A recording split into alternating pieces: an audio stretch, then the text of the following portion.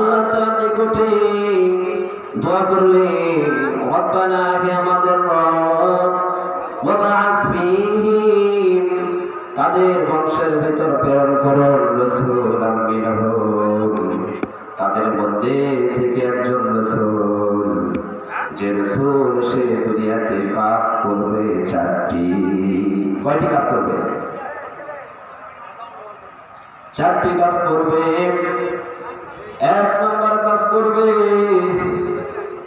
ইয়াতলু আলাইহিম, কোরআন তেলাওয়াত করবে, আয়াতিকা ওয়া ইউআল্লিমুহুমুল কিতাব।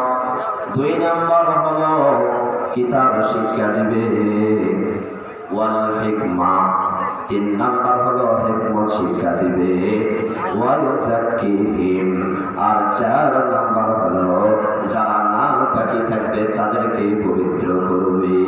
সুবহানাল্লাহ। তাহলে আমাদের নবী দুনিয়াতে এসে চারটি কাজ করবে।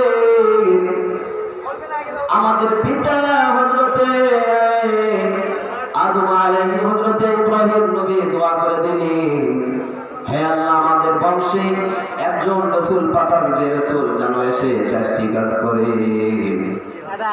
হযরতে ইব্রাহিম নবীর বংশ, ইব্রাহিম নবীর থেকে দুইটি সন্তান হয়। এক নম্বর সন্তান হলো হযরত ইসমাঈল, আর দুই নম্বর ছেলে হযরত